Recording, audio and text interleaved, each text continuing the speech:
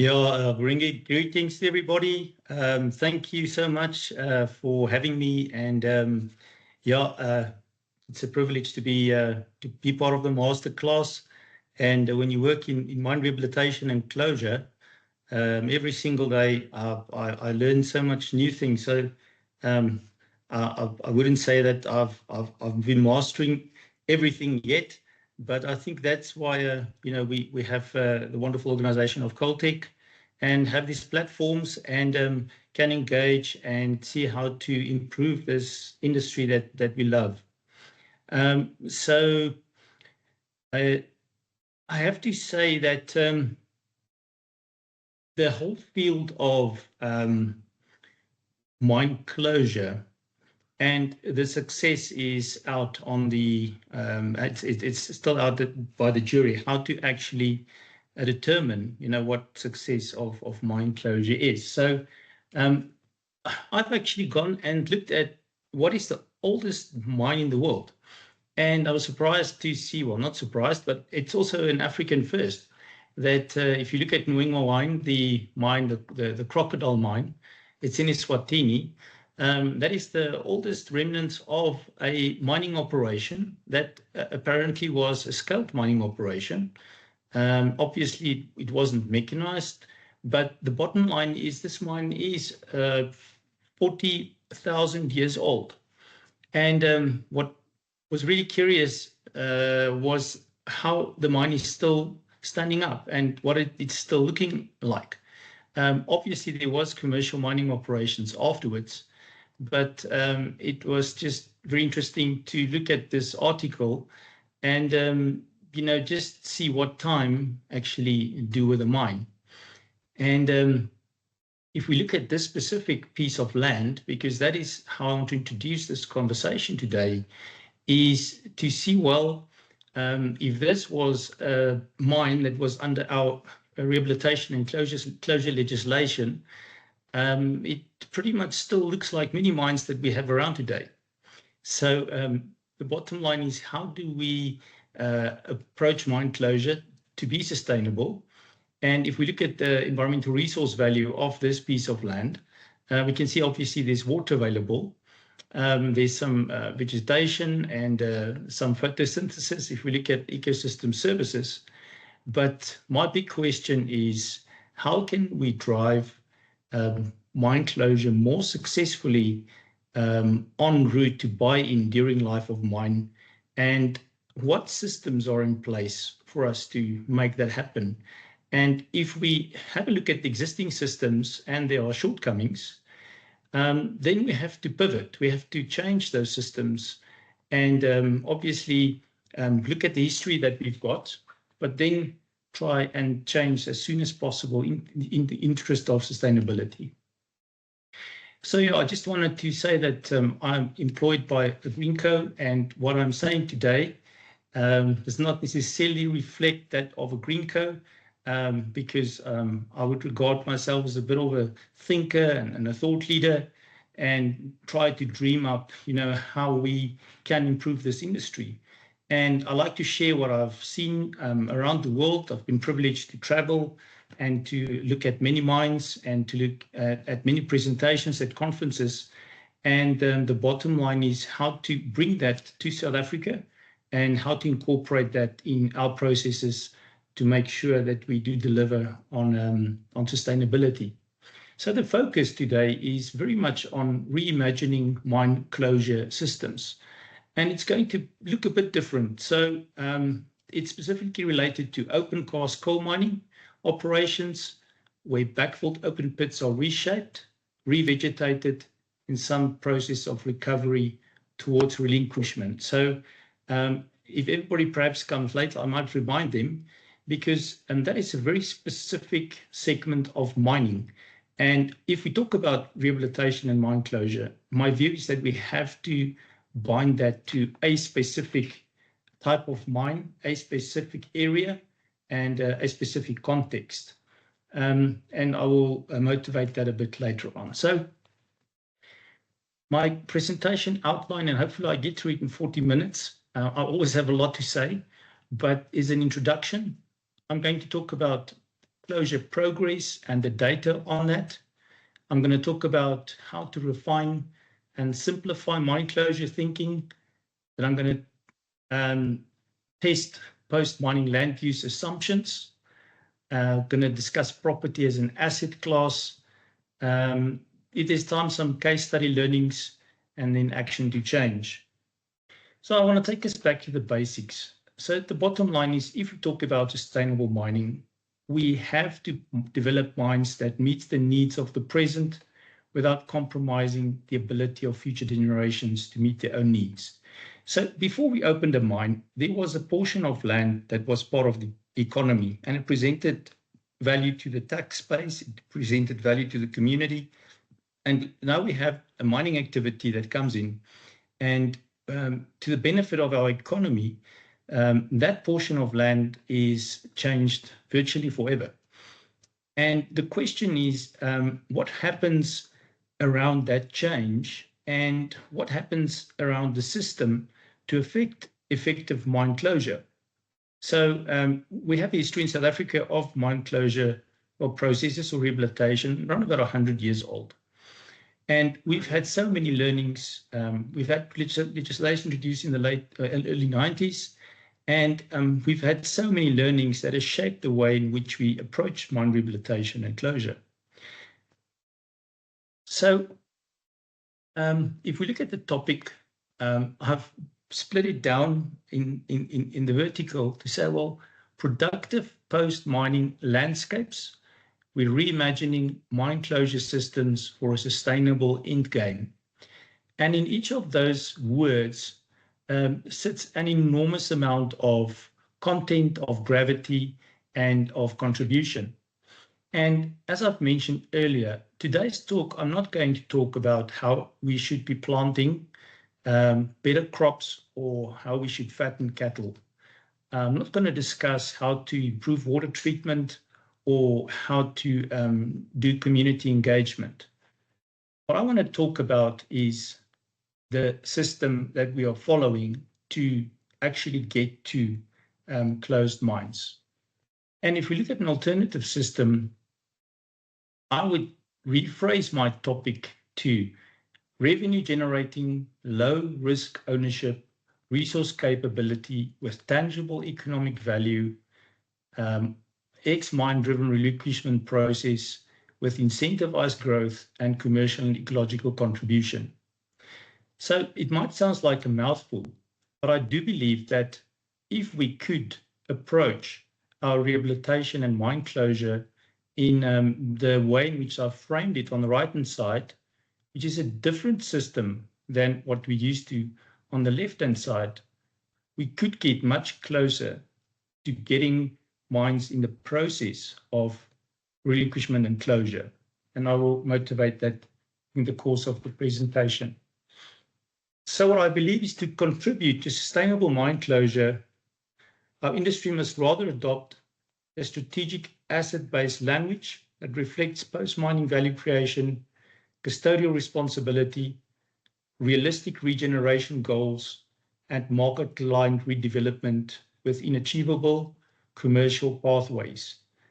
And I've said in the beginning that I wanted to simplify mine rehabilitation.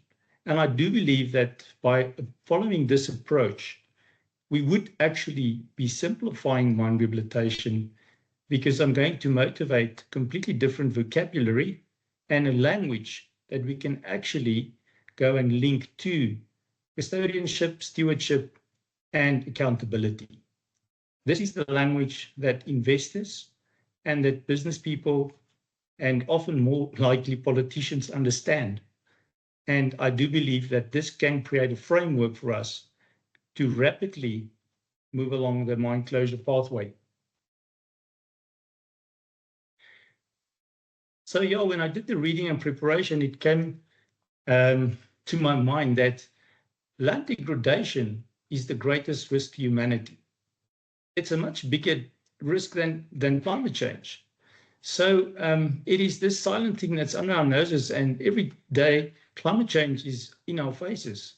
But the bottom line is that us as an industry, we are a contributor to land degradation, And therefore, it's really important for us to take to heart how we can, obviously, within the sustainability framework, integrate solutions for sustainability, but to note the vast impact that land degradation has. So, whenever we talk about systems and thinking, we have to turn to the really clever ones. And Einstein said the world's created a product of our thinking. So therefore, it cannot be changed without changing our thinking.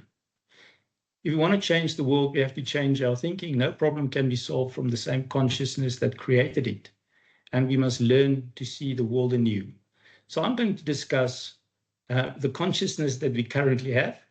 And then I'm going to relay that to perhaps a consciousness that I think we should invest and think more about. And once again, I have more questions than answers after I've been through this presentation. And therefore, I invite everybody that this is a platform for discussion. But the bottom line is, unless we get this right, I believe that we're still going to struggle with this whole thing of successful closure. So pardon the theory, but I do think it's important for the baseline that I'm creating, that in 1973, the academics Rittel and Weber actually postulated that there are problems in the world that should be classified as wicked problems.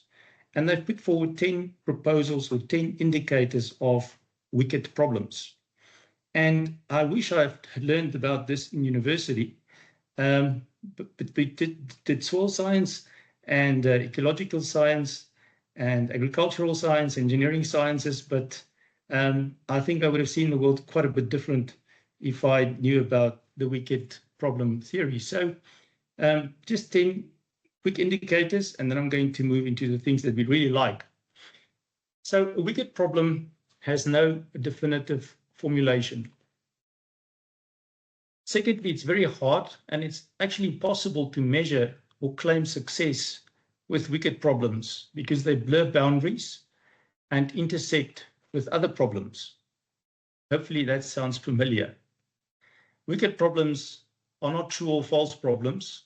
They are good or bad problems. And there is no immediate and no ultimate test of a solution to a wicked problem. So every solution to a wicked problem is a sort of a one-shot operation because there's no opportunity to learn by trial and error. And every attempt actually counts significantly. Furthermore, wicked problems do not have an innumerable set of potential solutions.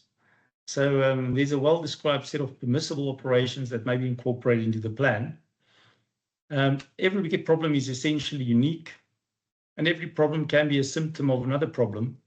So, that's something that we should be knowing a lot about. And the existence of a discrepancy representing a wicked problem can be explained in numerous ways, where the choice of explanation determines the nature of the problem's resolution. So this is a very interesting one, that the planner actually cannot afford to be wrong, because the consequences of mishandling a wicked problem can be felt by a wide range of groups and individuals. Hence, the persons attempting to tame the wicked problem must be fully responsible for their actions. So if we look at the wicked problem theory, I believe that rehabilitation and mine closure sit right in the heart of these 10 indicators. And for us to solve this, we need to take this quite serious. So I had to put this in the presentation because otherwise it wouldn't have been a class. And hopefully everybody has learned a bit about this, because whatever we do moving forward, this theory actually frames what we're busy with. So not only the introduction that more globally mining is expected in the next 25 years than the previous 70,000 years. So we know it's more about the EV boom, but the bottom line is more land's going to be disturbed at a rapid rate. And what happens in mine closure and rehabilitation planning and technologies in other industries also affect coal mining. So therefore, when you have to take note. So economies also need profitable mines, but it can't be at the expense of sustainability.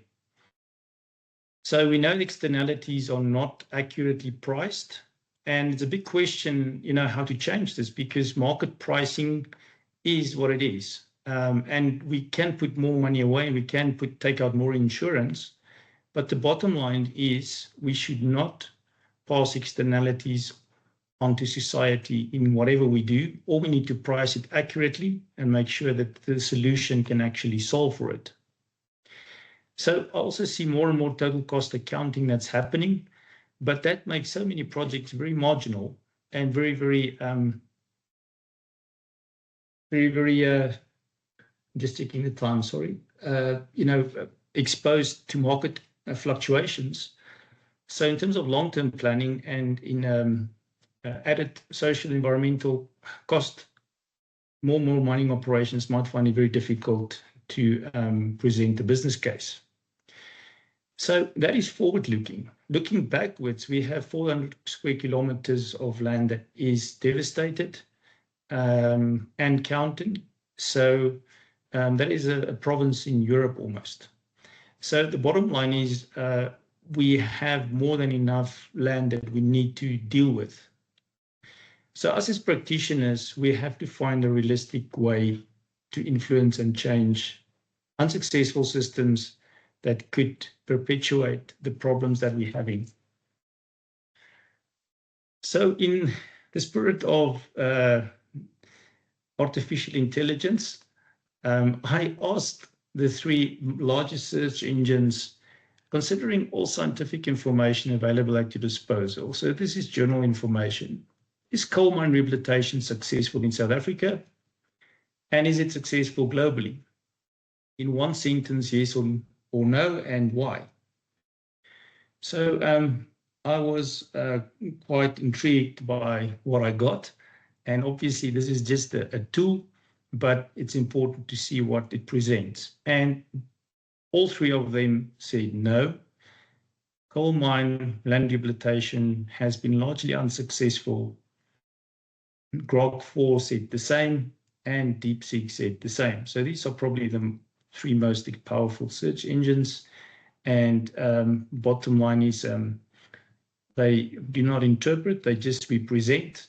But this is something that we should take note of. The bottom line is, why is our multi-million expenditure in coal mining rehabilitation after many years regarded as not successful? And they all referenced different reasons for that,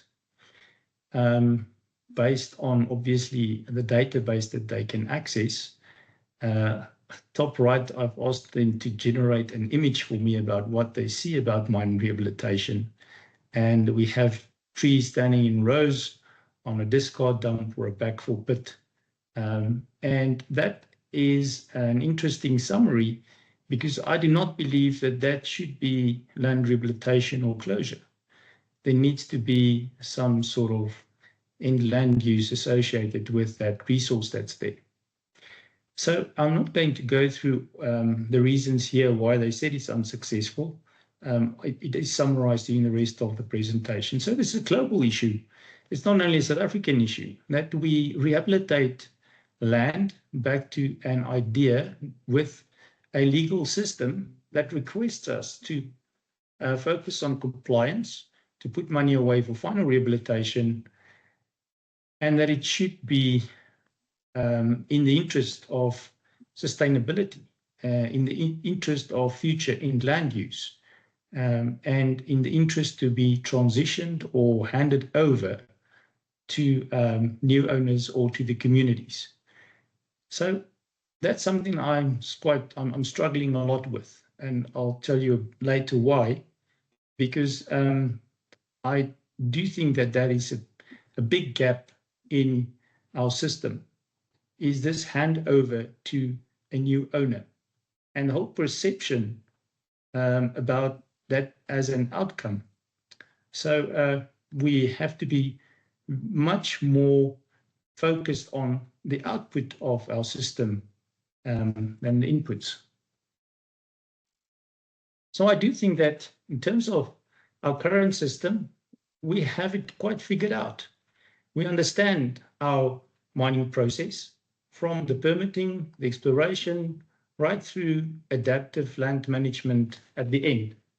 And I mean, many of the images that I'm going to show comes from our guidelines. The biggest challenge is that we do not really have under adaptive land management, the whole post-mining rehabilitated landscape, do not have a narrative as to what needs to happen in that last portion. So there are ideas and promises, and we're talking about circular economy, and we're talking about many different land uses that would be favorable in future, but there is no relation as to what in future would make economic sense as a custodian owner or as a landowner for that piece of rehabilitated land. So once again, our system that we follow at this stage, I believe, is a bit incomplete, and therefore it's very difficult for an industry to invest in this last portion of the process. So once again, our planning is actually very well executed. We understand who to talk to, we understand what to talk to. We have our engagement, we have our consultation and processes, we have our legal processes with government, and we know what technologies we will apply during mining, what we would be monitoring, and obviously what the end land use output would be. But the bottom line is design for closure is really the only focus that we have as to what the end land use are going to be. So to summarize the conversation is that the whole front end of our mining process is well understood. The back end of our process is where we need to really unpack action. So at this stage, the traditional objective obviously is to get the land leveled and to get it revegetated. So the current process we're following is it's a procured operational item. It's usually spec-based. Most of the times it goes to the lowest cost contractor. It's a compliance activity. It's often eco-solution based, and it's not necessarily a sustainability activity. So the big question is, if it's a sustainability activity, then it should rather be an investment. It should rather be something that will be able to generate value in the future. And the bottom line is, we want this land to be put back to some sort of productive use. And there's a lot of research going on and a lot of good work being done as to how to put this land back to commercial use. And it's almost stating the obvious that this land would be put back to use to a pre-agreed on end land use or something viable. And that is the big question, that do we really understand what is viable?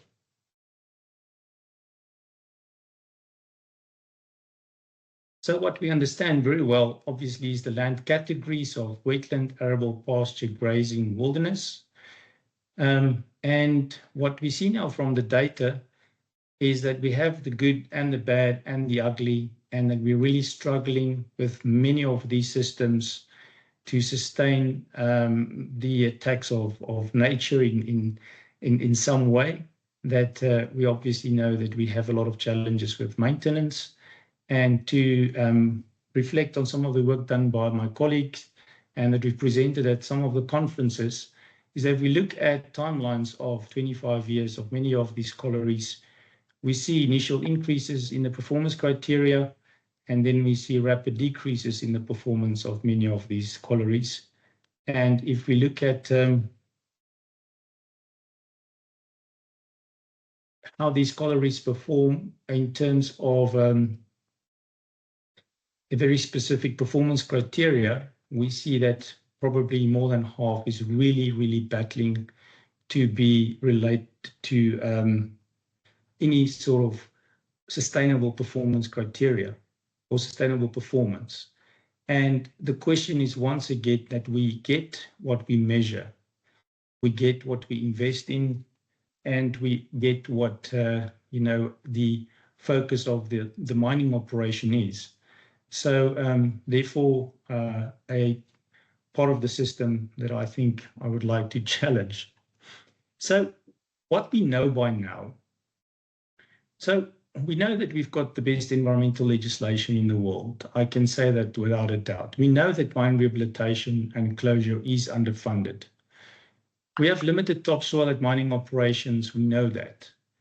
We have current soil amelioration, which is probably inadequate, and maintenance is urgently required. We know that regenerative agriculture is probably the best option for mining and agriculture to coexist. And we know that we need grazers back on the land to stimulate vegetative growth. We know communities must be consulted and included in post-mining landscapes. We know SMMEs should be empowered as a priority. We know rehabilitated mine land should form part of decarbonisation efforts, and we know that rehabilitated land must be restored to deliver ecosystem services and continue to remediate the soil and water. So we know we need to activate the circular economy.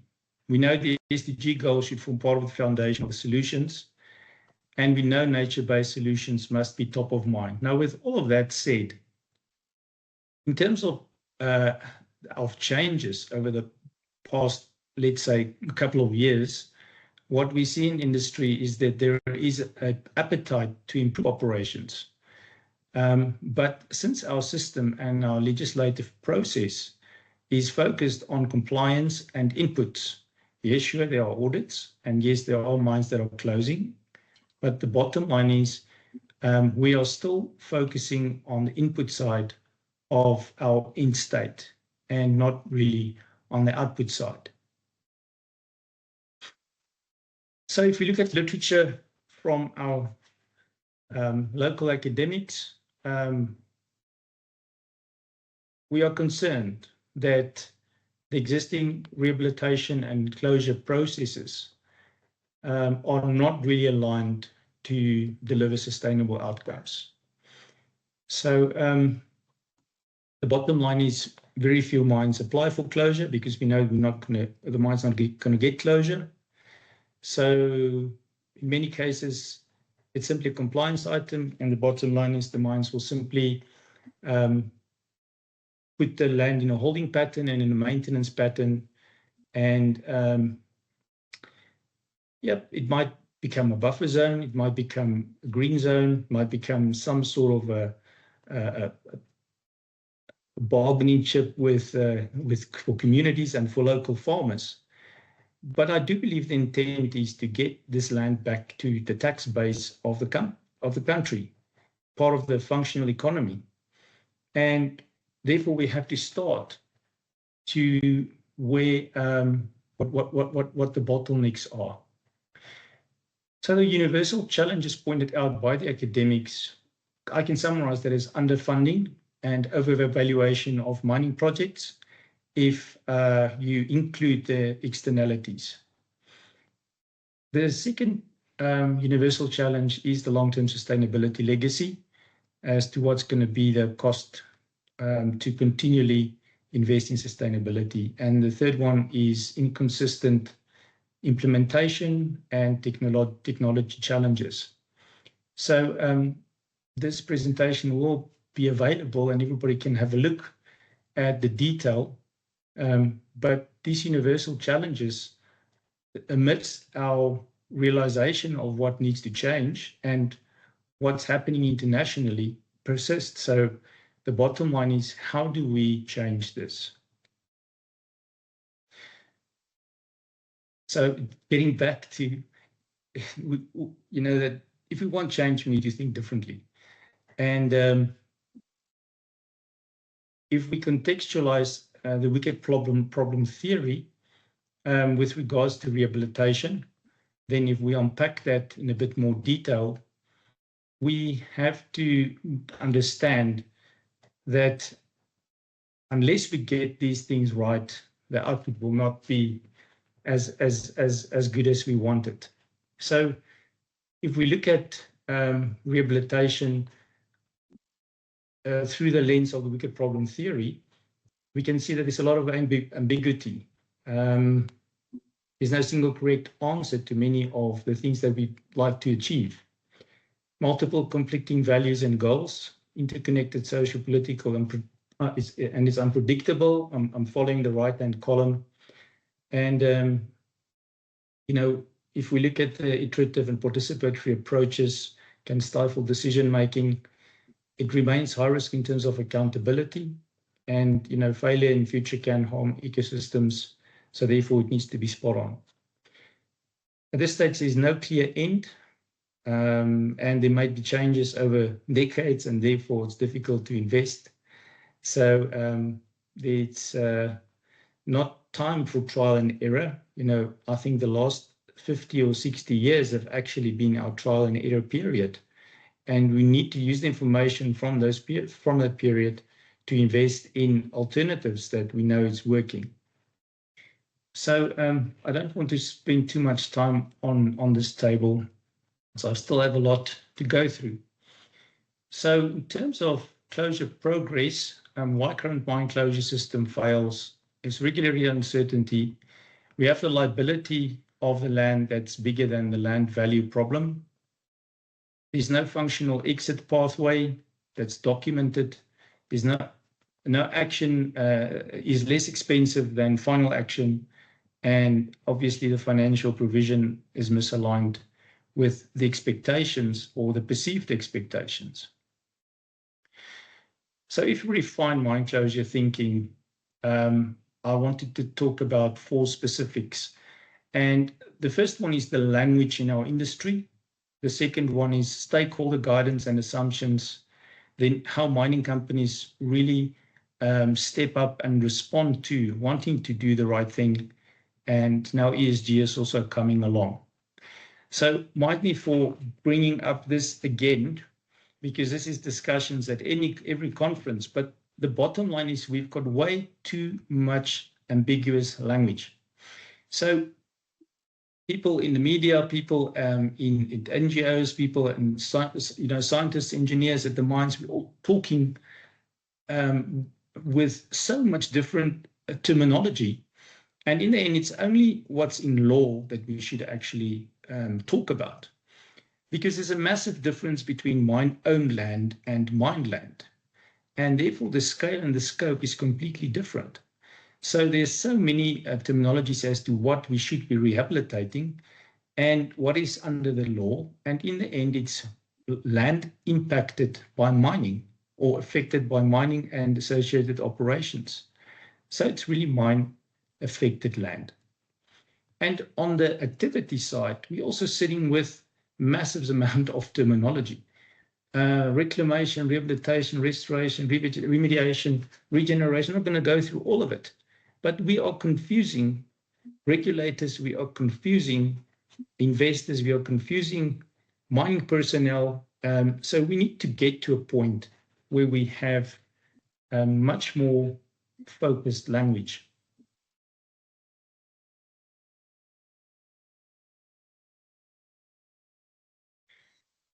So if we look at this graph that has been a major contributor to the way we think, the bottom line is, I don't believe that we should be talking about restoration, rehabilitation, and the process of rehabilitation. We need to be talking about an economic baseline, what the original tax base was, what the investment is required to get back to the tax base, what cash flow can we generate, and what would be the free cash flow of the investment. And if we put that terminology into rehabilitation and mine closure planning, I think there would be a substantial difference in momentum and understanding to actually get there. So I'm already talking alternative systems. I'm already talking about bringing in the economic side with the ecological side. And on the left-hand side, we have ecosystem complexity and natural capital. We could basically use the same axis and say we have financial complexity and financial capital, and to see how we can collate or co-generate or make these two graphs coexist, the one big factor is time. And that's also one of the challenges in our system, is that there is no set time as to when we should be achieving our rehabilitation and land use goals. So in the end, if we look at law, we really have land rehabilitation, which is the process of restoring land. I'm not going to bore you with the terminology. I want to focus your attention to the last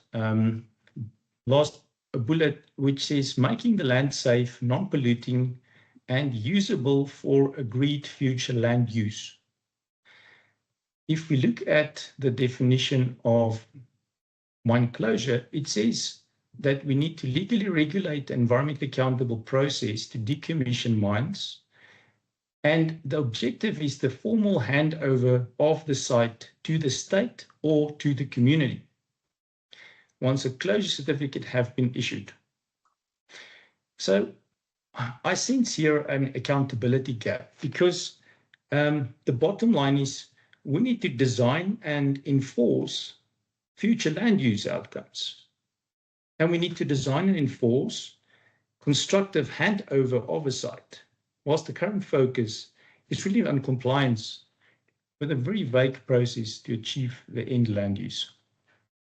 So to talk about the Mine Health and Safety Act component as well, it's incredibly difficult to work on land if we're under the Mine Health and Safety Act, since there's a lot of safety regulations that needs to be adhered to. But if we bring the safety component in, the whole focus of rehabilitation and mine closure, in my view, is compliance to mine safety legislation and adding sustainability, because the land has to be safe and stable first, and then sustainable after that. But I sense we need an impetus change to make things happen. So I've mentioned asset-based language before. So this time we've got compliance-based language, which is rehabilitation, mine closure, relinquishment in the US reclamation, environmental liability management. And I believe at this stage, for us to achieve closure objectives, it's inadequate. So we have to move to proposed alternative language, which is landscape repositioning for productive post-use, transition to post-mining land use. Many of this terminology is already widely used. But I do not think that we have this embedded in our system already. So the whole transfer of stewardship to capable custodians, asset-ready land redevelopment, and environmental asset conversion. This is the language that we need in our mine closure processes. So how do our mining companies respond to this? And I think it is quite difficult if you have a very long-term multinational big mining organization to be ready for all the different changes in terms of sustainability. So mines want to leave a net positive impact, want to leave it better than it was found, want to rehabilitate mine, create sustainable ecosystems for the benefit of future generation, operations aligned with nature positive outcomes, responsible stewardship and ESG strategy, and then just transition to empower local livelihoods. So I think these commitments and expectations are really excellent. What I do not see here is the commercial impetus of land after mining. So if we just stabilize mine land, put vegetation back on it, I do not believe that that would result in a mine closure certificate. So it's something that we have to add in our consideration. So if we look at really good work done by the Minerals Council, I've just blocked the bar second from second from left, for the reason that it proposes post-mining land use options, such as agriculture, agroforestry, renewable energy, human settlements, conservation, light industrial, commercial zones, and education and training campuses. Now, we know most of Mpumalanga's coal fields are in and around Witbank and Malahleni. and the whole Mpumalanga province. So the whole province is so exposed to the lack of coal mining that whole economy obviously have to be transitioned to something that the mines is going to offer after. More things.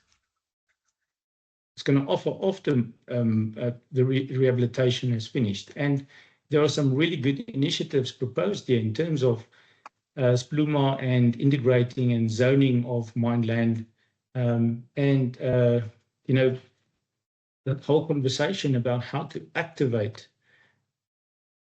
commercial entities and how to activate post-mining land use innovation funds.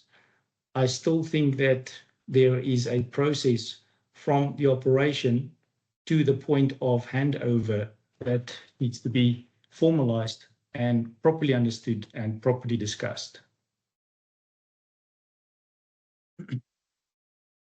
So I'm not going to talk about the DMR strategy. It's still in draft, but it pretty much supports what the Minerals Council has also proposed in terms of realigning regulations, in terms of stewardship, in terms of more accurate provisioning foreclosure. What I want to get into is to test the post-mining land use assumptions, because there are so many assumptions that are put forward, and the bottom line is, can what we wish for mine end land use actually materialize?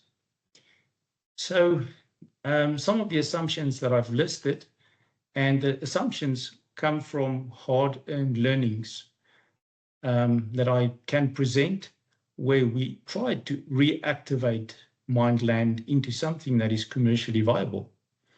So the commercial activation process versus what we have on mine land and how to fund that and activate that are quite worlds apart. So I've got 4 tables that I want to share with you. And the first one is the commercial assumptions. So the first assumption is land will generate revenue.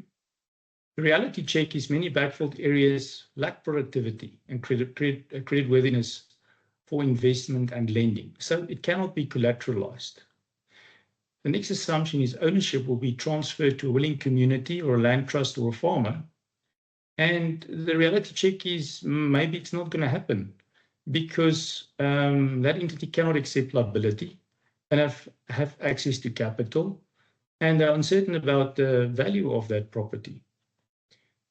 The third assumption is that the cost of ownership would be negligible, because there's a sunk cost already on the first round of implementation, and obviously on the land value that is given or donated or leased out to the community. But the residual risks of delivering productive and yielding land is not going to go away. It's going to require excess investment to get that land activated.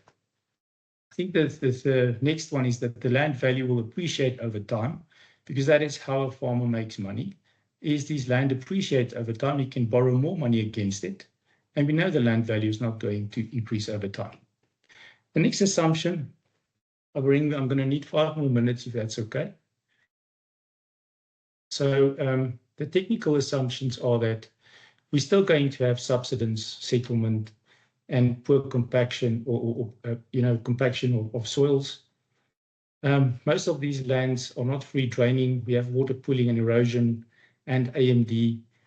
We know about residual contamination, saline plume, saline water, if we want to perhaps consider how that will affect soils, and also if we need irrigation water. And then from another technical assumption is, we can easily deploy things like renewable energy, but there are still some structural instability issues.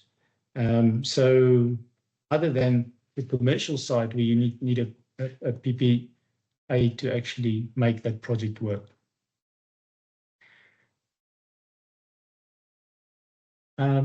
So if we look at the agricultural assumptions, the commitment is that most of these lands will become agriculturally integrated.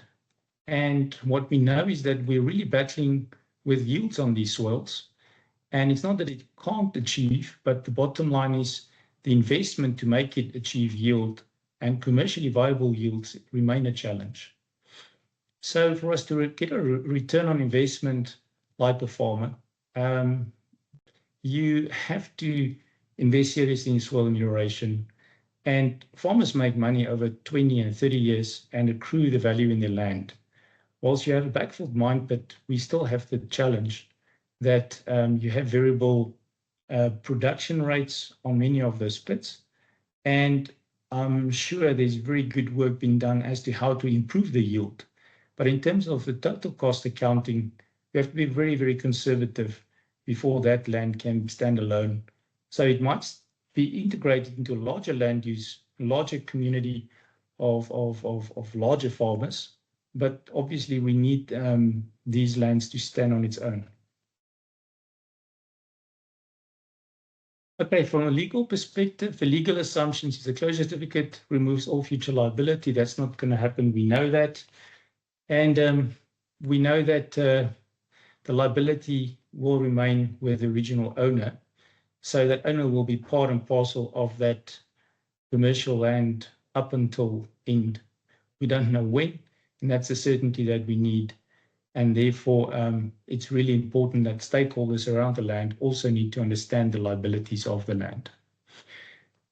So in terms of the way forward, and this is really a challenging and a big task to say, what is the way forward? What we have seen with one of our commercial projects is unless we have collateral and the value of the land as collateral, no money would be lent against it. If we look at collateral from a mine, you will not easily get anything more from a loan perspective or from equity for more than 3 years, because that is the capital cycles. And most payback on any agri project or biotechnology project or any form of circular economy project is in excess of 5 to 7 years.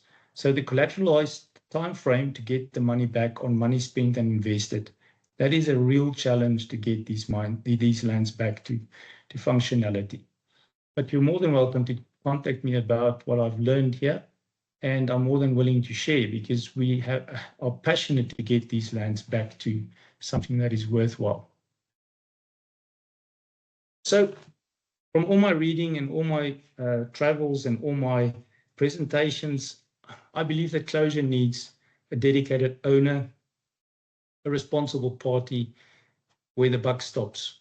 And I think that unless we put mines in a different zoning packet, like a special land type, like a mine impacted economic transition zone with specific land use rules, it's going to be very difficult to, under the existing legal framework, to deal with these lands for the time being.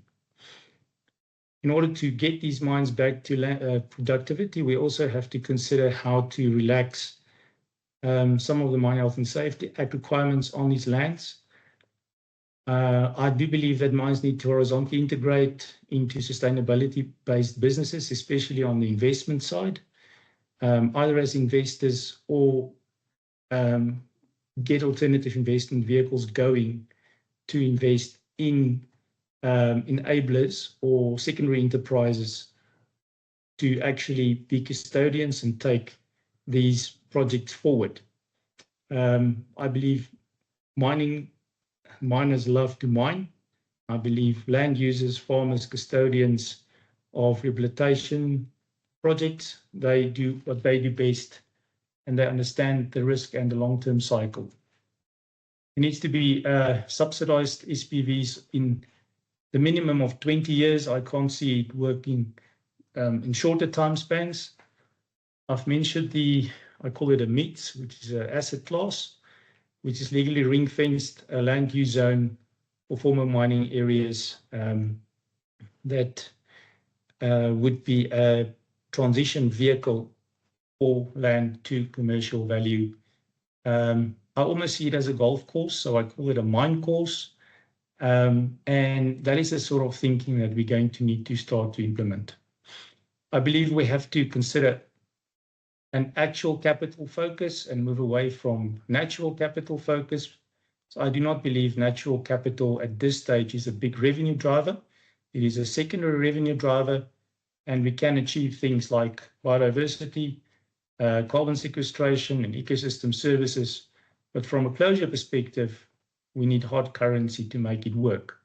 So therefore, it's actually an asset class or a property asset class, which is legally compliant, should be legally compliant. It is going to remain a semi-productive asset, but the bottom line is it's going to remain a stranded liability or a financial distressed asset until it's put in a position to transition towards a bankable investment or a sellable asset. And then obviously new ownership would create a tax base. And in that way, I believe that investors would be interested. So there's an urgency to create order of a rather confusing stuck closure system. I believe we need to start to talk about sellable assets, not productive assets. And we have to start to think as to how we could deliver post-project value processes and commitments. So with that, this was a mouthful. I might have been a bit quick, but this is my story, and I'm really excited for any questions or comments. So thank you very much, Agreenco, everybody that's listening. Fanus, thank you. I think I speak for all of us when I said that was such an excellent interpretation of how we should be thinking about mine closure. I think you're part of a great masterclass when it really challenges your thinking, and this, for me, certainly did that. We do have time for a few questions, so we do welcome questions that you may have, because I do think it is in the Q&A process that we further enhance our understanding of some of these concepts. So with that, we'll take a few questions if there are any. Please feel free to jump in.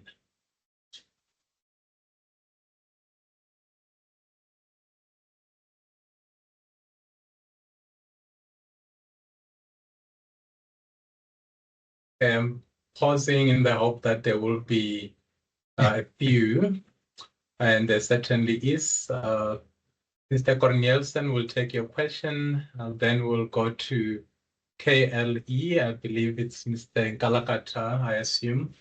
Herman, over to you. Thank you very much, Agreenco. It's nice to see everyone again. Fanus, always enlightening to hear you speak. Your presentation has brought me to the realization that, we have completely different sets of people looking at starting up a mine versus closing down a mine, right? And mine closure and rehabilitation. And if I understand you correctly, we should follow the same process. You're proposing that we follow the same process. Think about all the due diligence and stages of PFS and BFS and that happen in the startup of a mine, from prospecting through pilot studies to eventually starting the mine, that we go through. And those processes are looked at by bankers and investors and heaven knows whatever else. It's extremely rigorous and structured, and the risk is so well understood before the investment is made. Are you proposing that we sort of take those steps in reverse effectively when we close a mine, to understand the risk more properly? Because I think a big part of the failure or the reluctance to grant closure is a failure to properly account for and understand the risk. We're leaving people to take the decisions about the remnant risk who perhaps have not been part of the thing and haven't gone through that logical process to understand and quantify the risk, to make sure, well, to understand that and be certain that nothing bad is going to happen in future. Exactly right, Herman, and nice to hear your voice again. And a very relevant question. So obviously we're having a life cycle discussion, and you have life cycle specialists. So, you're not going to ask in the due diligence, questions about the viability of the mineral valuation, to a bank. You can ask to the geologist, and the same with mine closure. So, I didn't want to venture into resource economics, but we're really talking about a future value calculation where we have to reverse engineer a current value, and plug that price of the externality into a current value model of the mining project, and then see if we're going to get an NPV and an IRR on the complete project over 20 years within the different sensitivity brackets. And it's really difficult to do, especially if you're, exposed to so many different, say, trends and policies and politics and all that you have. But absolutely right.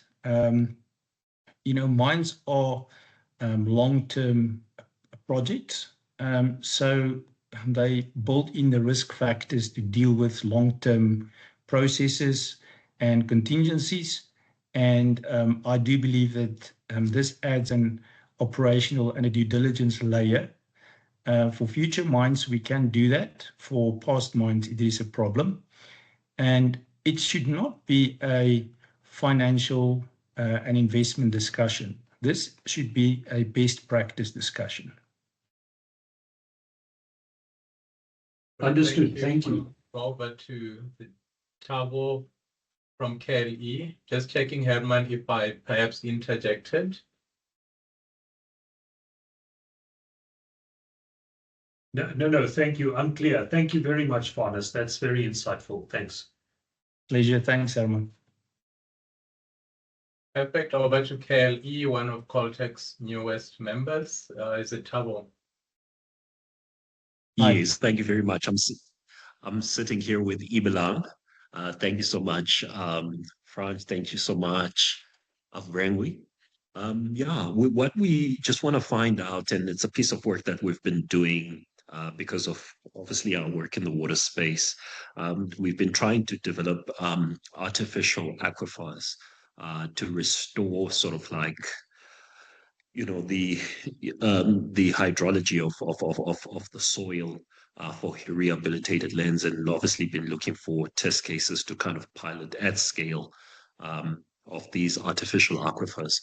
So what we really haven't been able to establish, because obviously we haven't had that much access to rehabilitated lands, and the one or two projects that we've been involved in haven't given us enough insights. What is the impact of hydrology in terms of the conditions of those rehabilitated lands, the conditions of sort of like remediation of topsoil, or maybe even in another way, what's the weighting of hydrology? Is it that the soil is leached out? If we restore through an artificial aquifer, maybe there would be an opportunity to rehabilitate that land from a point of view of the characteristics of the soil, and in effect, the commercial viability of that piece of land that's being rehabilitated. Your thoughts there?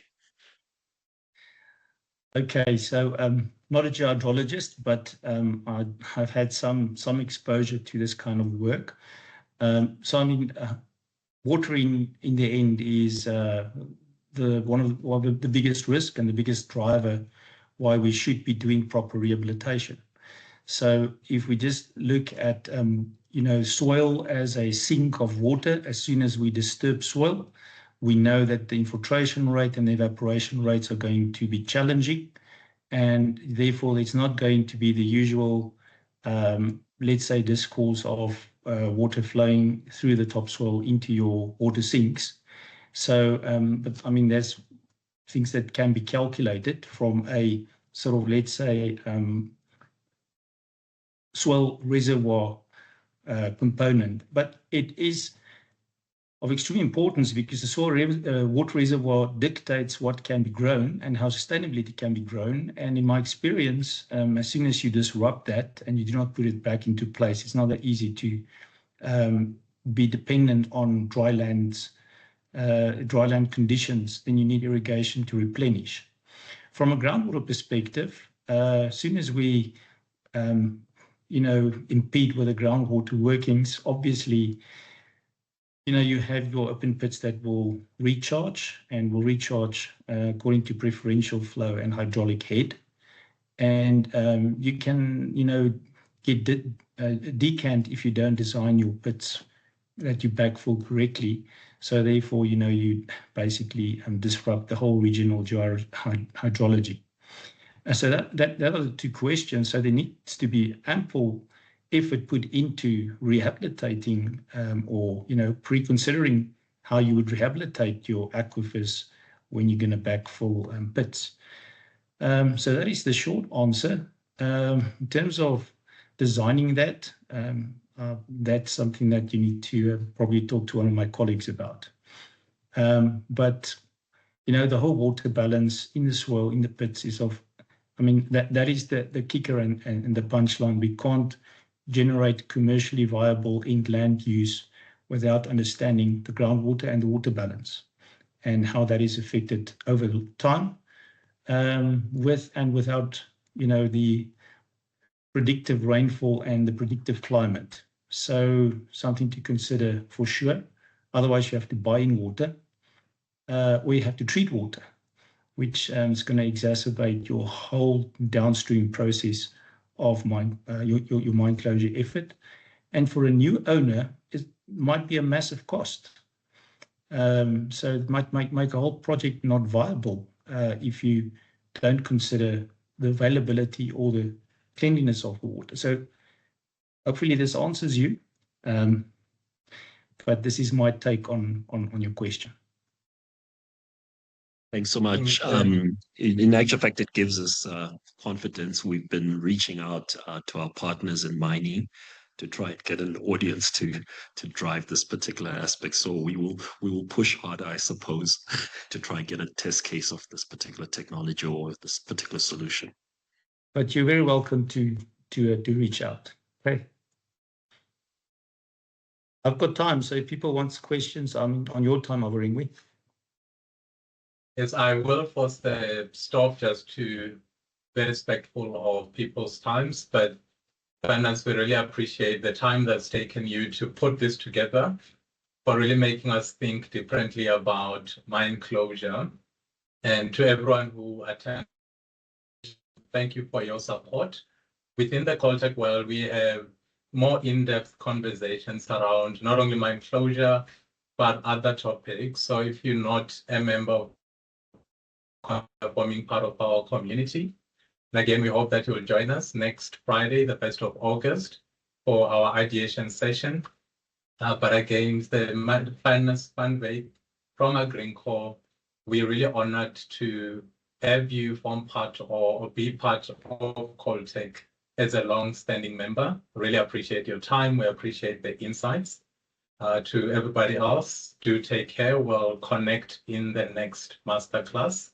Thank you very much. Cheers. Thank you very much.